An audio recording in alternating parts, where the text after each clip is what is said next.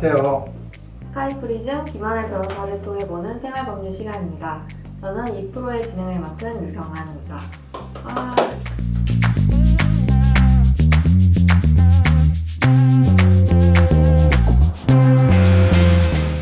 김하늘 변호사님, 오늘은 어떤 사건을 가지고 오셨나요? 네, 지난 동영상에서 행정소송에 대해 말씀드리면서 언급한 대로 오늘은 제가 평택 미군기지 이주민들에 대하여 LH공사를 상대로 행정소송을 제기하여 승소한 사건에 대해 말씀드리도록 하겠습니다. 그러면 사건 내용에 대해서 간략하게 말씀 좀 해주세요. 네, 진행자님, 현재 서울에서 평당 아파트 단가가 가장 비싼 곳이 어디인지 아세요? 제가 아직 부동산에는 관심이 없어서요. 돈도 없고. 네, 흔히 서용강이라고 말하죠. 서초구, 용산구, 강남구 이렇게 세 곳의 평당 아파트 가격이 가장 비싼 것으로 알려져 있어요. 아, 그런가요? 서초구랑 강남구는 부동산을 잘 모르는 저도 강남 불패라는 말은 들어봤으니까 납득이 가는데 용산구는 조금 의외네요. 네, 그렇죠. 원래 용산구가 서울 한복판에 자리 잡고 있기는 한데 거기에 미군기지가 있었잖아요. 미군기지가 있었고 그에 따른 대규모 집창촌도 있었고 그래서 이미지도 안 좋았고 개발도 안 되었지요. 그런 용산구가 지금 서초구와 강남구에 견줄 만큼 부동산 가격이 크게 오른 것은 아무래도 미군기지가 평택으로 이주한 이후부터라고 해야 될 거예요. 그렇군요. 그게 평택 미군기지 이주민 사건의 배경을 이루는 거군요. 네, 사실 용산 미군기지는 1882년 청일전쟁 당시 청나라 군대가 용산에 주둔하기 시작한 것이 그 시초라고 해요. 무려 100년 이상이나 수도 서울 한복판에 외국의 군대가 주둔하고 있었던 거죠. 저는 한국전쟁 이후부터가 아닌가 막연하게 생각을 했는데 청일전쟁까지 거슬러 올라가다니 엄청 오래되었네요. 네, 그래서 1987년에 노태우 대통령 후보가 처음으로 용산 미군기지 이전을 공약으로 제시했어요. 국민의 민족주의적 정서에 호소하기 좋은 공약이잖아요. 야당으로서도 반대할 명분이 없고요. 그래서 대통령이 된 후에 미국이랑 용산 미군기지 이전에 관한 기본 합의서를 체결했지요. 미국에서도 순순히 미군기지 이전에 동의한 거네요. 네, 미국에서도 반대할 이유가 없었어요. 미국이 우리나라에 군대를 주둔시키는 이유가 한국전쟁 이후 체결된 한미 상호 방위 조약에 근거한 것이에요. 우리나라가 다른 나라로부터 침략을 받게 될 경우에 미국은 자동으로 참전하게 되는 거지요. 근데 현실적으로 우리나라를 침략할 가능성이 가장 큰 나라가 어디겠어요? 북한이잖아요. 북한이 우리나라를 침략할 경우 휴전선에서부터 밀고 내려오겠죠. 그리고 전쟁이 발발하게 되면 최우선 타격 목표는 수도인 서울이 되겠죠. 그러니까 미국으로서는 우리나라에 주둔하고 있는 자국 부대의 안전을 생각해서라도 휴전선이나 수도 서울에 주둔하고 있는 것보다는 남쪽 지역에 주둔하고 있는 것이 좋은 거예요. 이처럼 쌍방의 이해관계가 일치했기 때문에 기본 합의서를 체결하게 된 거죠. 그렇겠네요. 그런데 노태우 대통령이라면 상당히 오래전 일이네요. 네, 기본 합의서를 체결하였는데 그 내용은 용산기지를 평택으로 이전하되 그 비용은 우리나라가 부담한다는 내용이었어요. 미국으로서는 니네가 원한다면 기지를 이전해 주겠지만 그 비용은 니네가 부담하라 이러는 거죠. 그런데 미군 기지를 새로 조성하는 비용이 어마어마하거든요. 그래서 비용 조달 문제로 미군 기지 이전 사업은 보류되었던 거죠. 그런 문제가 있었네요. 그러면 언제 용산 미군기지 이전 문제가 다시 논의가 된 건가요? 네, 노무현 대통령이 당선되면서부터 용산 미군기지를 평택으로 이전하는 문제가 다시 본격적으로 논의되었어요. 그래서 2004년 10월에 용산 미군기지 이전 협정에 한미 양국이 서명을 하였고요. 그 내용은 전국에 흩어져 있는 미군기지를 2008년 12월 31일까지 평택 등 5개 지역으로 통합하는 것이에요. 이에 따라 우리나라는 평택에 349만 평의 부지를 조성해서 미국에게 제공하기로 하였죠. 그렇군요.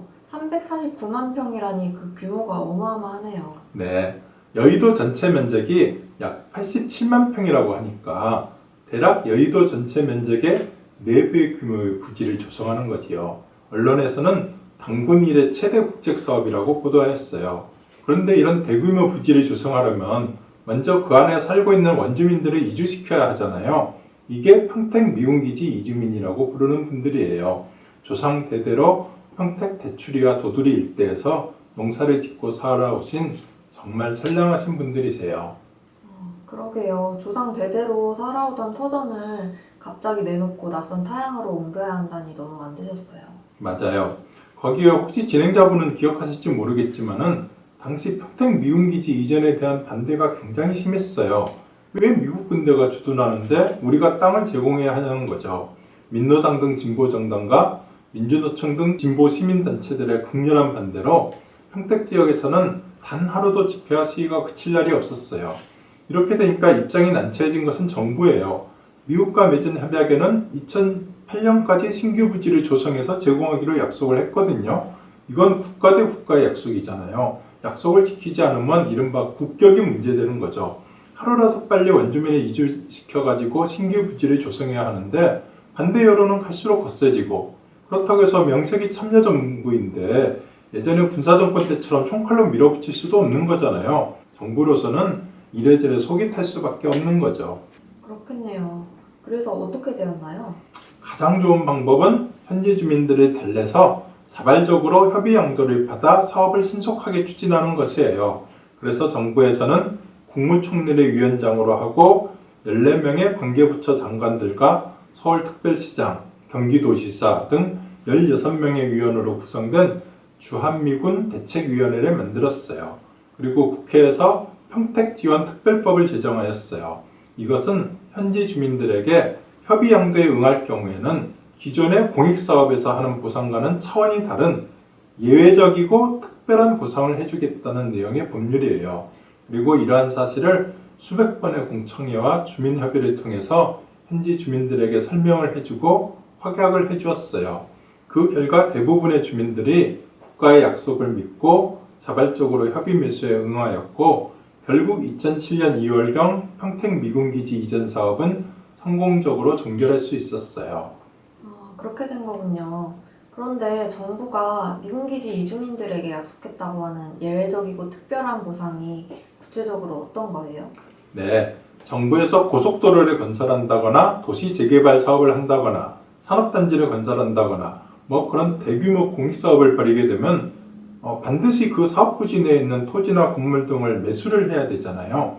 우리나라 헌법 제23조는 국민의 사유재산권을 보장하면서 다만 공공의 필요에 의해서 재산권을 수용하는 경우 정당한 보상을 지급하도록 명시하고 있어요.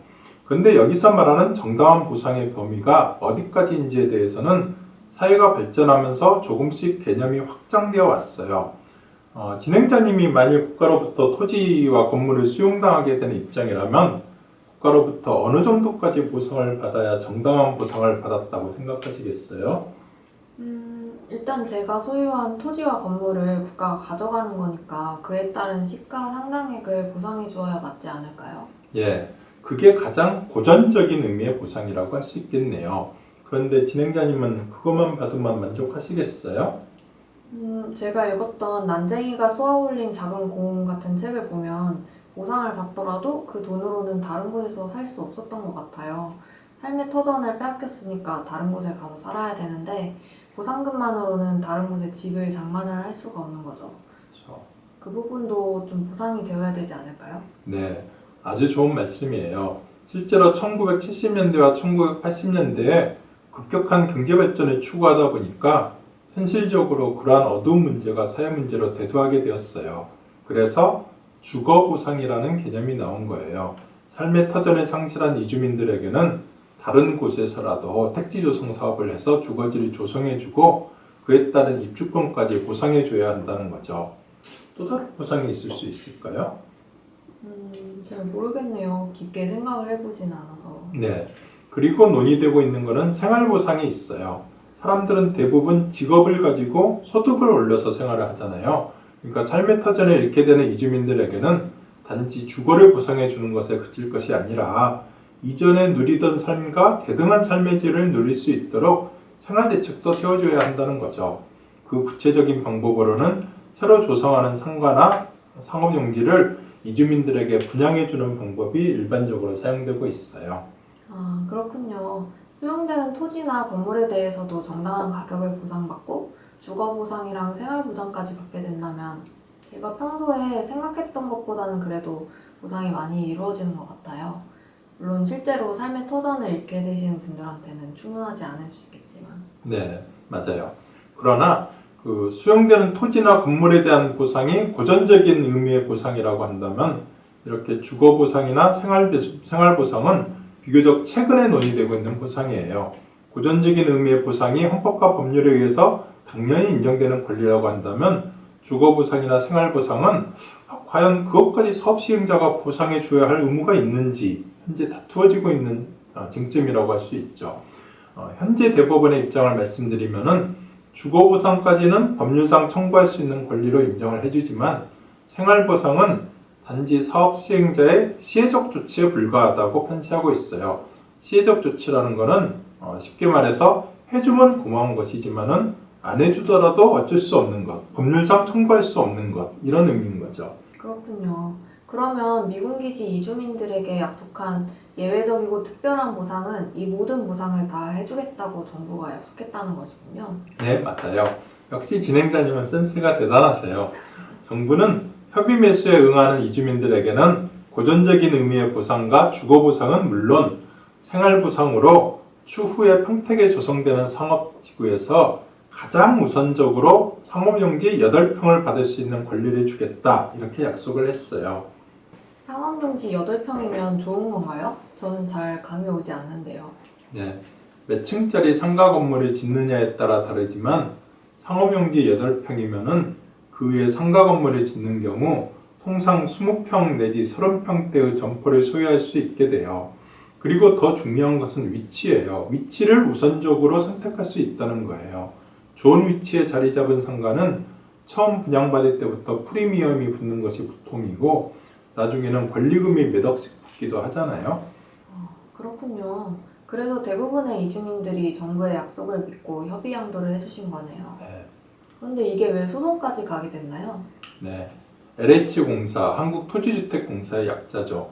LH공사에서 약속을 지키지 않았던 거예요. 녹화 분량이 꽤 되었으니까 이 이후부터는 다음 동영상에서 말씀드리는 것이 어떨까요? 아, 그렇네요. 그러면 다음 동영상에서 다시 뵙기로 해요. 김한혜 변호사님, 오늘 말씀 감사합니다. 감사합니다.